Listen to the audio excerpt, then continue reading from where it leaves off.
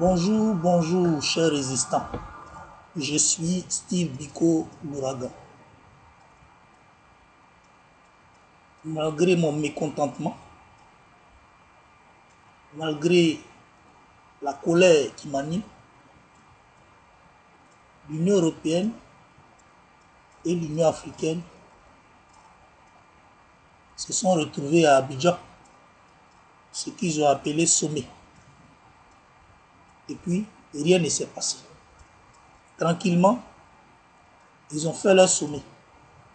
Ils se sont parlé, ils ont dit des méchancetés, ils ont dit des mensonges, ils ont dit beaucoup de conneries. Quand je dis qu'ils ont dit des méchancetés, je veux dire par là, c'est méchant de dire que la jeunesse africaine s'aventure vers l'Europe pour un Eldorado. C'est méchant de le dire pendant que vous avez la clé, vous avez la détention du pouvoir et de la gestion humaine dans vos pays respectifs. Et dans ces pays-là, c'est vous qui gérez l'économie, c'est vous qui gérez les ressources humaines, c'est vous qui gérez ce qu'on appelle les actions professionnelles. Mais quand la jeunesse s'aventure, c'est dû au fait que vous incarnez le feu de l'enfer. Et en Côte d'Ivoire, celui qui incarne le feu de l'enfer s'appelle Alassane Dramane Ouattara. Il fait beaucoup souffrir la jeunesse ivoirienne. Et c'est lui qui s'érige en démocrate, mais en même temps qu'il lance l'appel et qu'il lance un appel à la jeunesse ivoirienne pour leur demander de rester dans leur pays. Mais toi, tu passes tout ton temps à poursuivre les gens, à chasser les gens, à arrêter des gens, à les emprisonner. Certains même, ça fait 6 ans, ils sont en prison.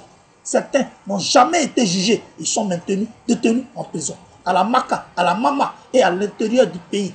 Tous les prisonniers, la plupart sont des personnes et des hommes politiques. Toi, tu ne les as pas encore libérés. C'est toi qui cries haut et fort dans ta sale beuve là pour faire croire que toi tu es un démocrate et que tu es très pacifique. Menteur. Tu es un menteur et tu es un voleur. Mais tu es un voleur parce que tu t'es amassé 7 000 milliards de francs CFA. Et 7 000 milliards de francs CFA, ta femme Dominique Ouattara a fait autant. Et vous avez été suivi par Soro Guillaume, le tueur, le chef rebelle, qui lui avoisine 1900 milliards de francs CFA.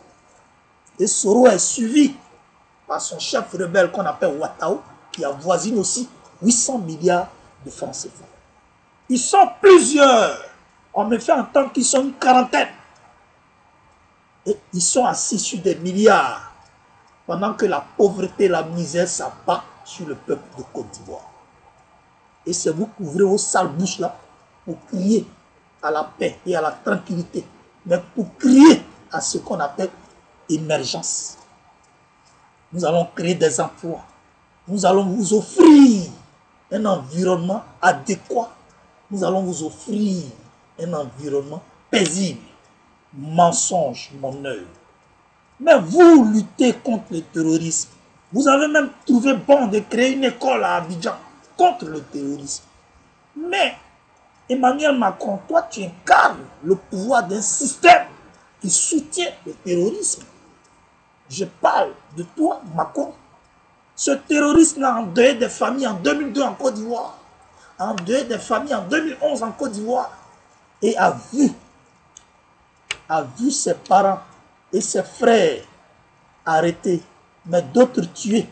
Et ceux qui ont la chance ont été emprisonnés.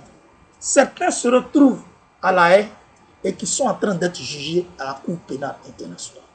Par contre, 100 à 200 personnes, pour ne pas dire 400 personnes, croupissent encore dans les prisons à Abidjan et à l'intérieur du pays.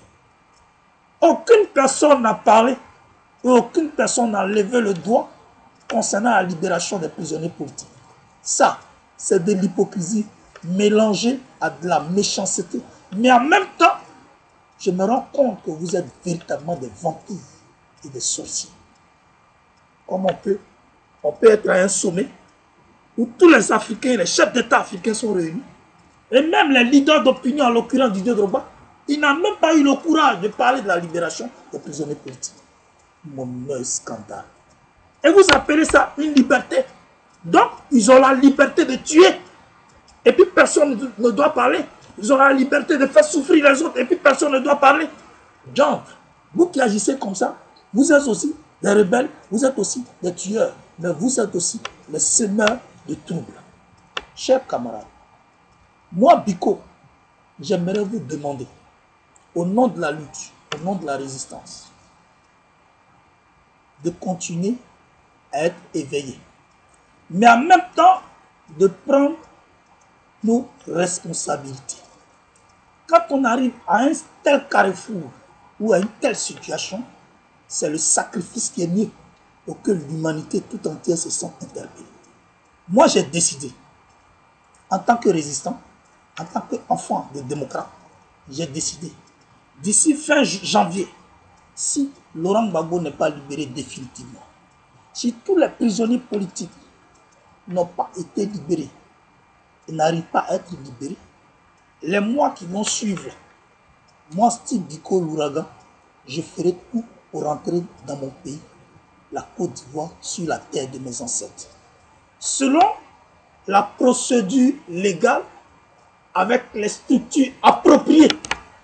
Je reprends, j'ai dit, si je n'ai pas vu la libération de tous les prisonniers, si je constate que les prisonniers n'ont pas encore été libérés, moi, Biko, je rentrerai dans mon pays.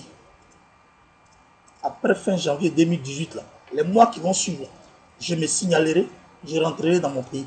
Comme ça, lui qui passe tout son temps à crier partout qu'il est démocrate, on verra réellement si ce qu'il dit là, rime avec la réalité. Parce que moi, je dis, c'est un menteur. Il n'a jamais été démocrate, mais c'est plutôt un tueur. Vous allez voir quand je vais rentrer. Si réellement il est démocrate, vous allez voir.